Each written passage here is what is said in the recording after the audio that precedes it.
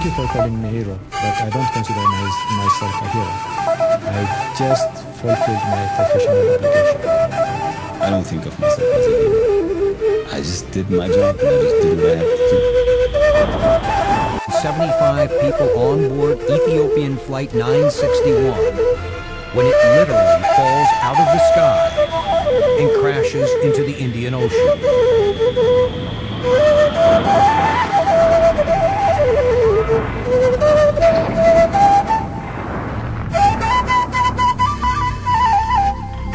But what brings this flying machine down is no accident. It's being hijacked by 3 desperate Ethiopian men seeking political asylum. They've stormed the cockpit and claim to have a bomb. They want to fly to Australia, and unless their demands are met, they will blow the airplane up. Captain Lij Eyassu was at the controls of Flight 961. It was originally scheduled to fly to Kenya. That's a 2.5-hour flight. There was some reserve fuel, but the hijackers had already kept the plane in the air for 4 hours. The captain knew he was running out of fuel, and worse, out of time. I told the hijacker, we're running out of fuel. Shortly we're going to lose the engines. You have to let me land at this airport. Otherwise we're all dead people now. He said, that's what I want. I never for a moment thought that there would be anybody in his right mind sitting there watching a fuel gauge going down in quantity and letting it go empty.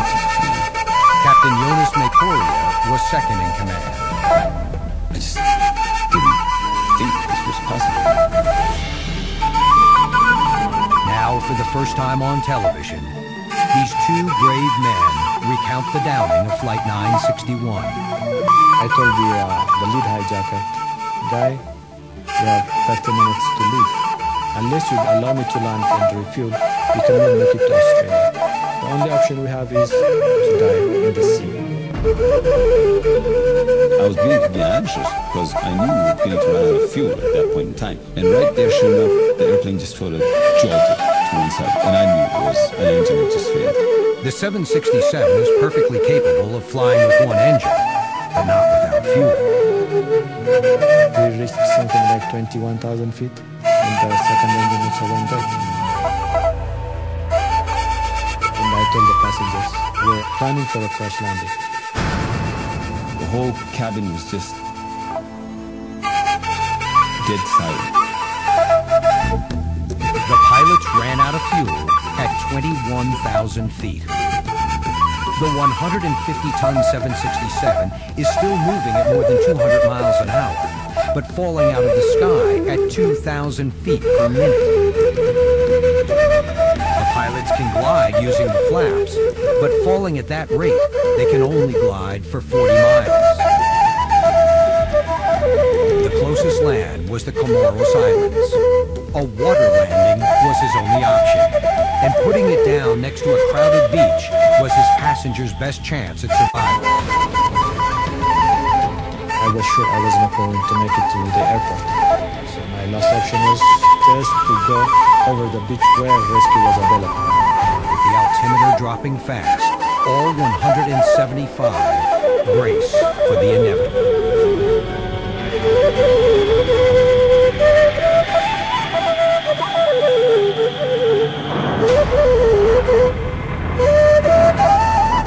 It's a heart-stopping scene as the jet slams into the water at 200 miles an hour. Cartwheels and shatters. At first, it was a kind of a smooth touchdown sort of a thing. But then everything was just very rough. It was violent, you know. And I believe that's the moment where everything just broke apart. Within seconds, tourist-turned rescuers from a nearby resort begin plucking bodies from the watery wreckage.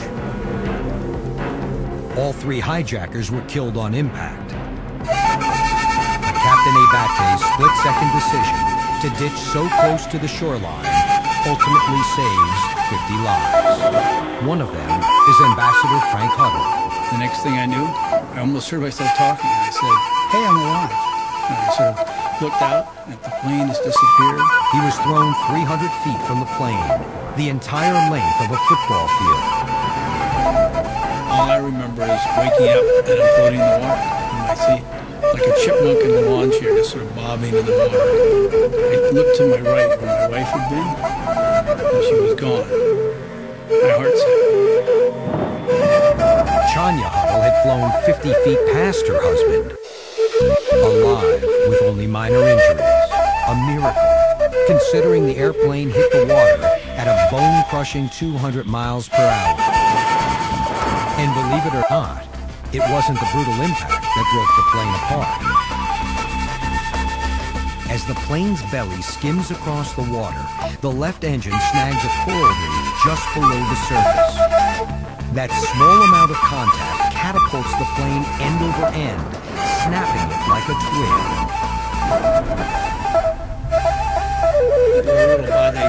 Hadn't been such a really fine pilot, we had all been killed. The Huddles also believe the reason they survived may not have been something they did, but something they didn't do. We heard pop, pop, pop, pop as all the life jackets inflated in the back because people thought, well, there's going to be a water landing. And my wife said, no, they shouldn't do this. When the plane hit the water, it flipped over, and you couldn't swim down if you had the life jacket on to get out. The majority of the 125 who died on board Flight 691 drowned because they were trapped inside the fuselage with their life vests on.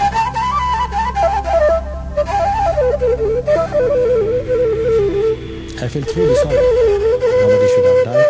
We lost so many passengers. And really, I still mourn them. Still. But there will not be back without time. I regret the fact that we didn't do something about it. It was before 9/11. After 9/11, passengers don't sit idly. Before 9/11, Ethiopian Flight 691 was the deadliest hijacking in aviation history.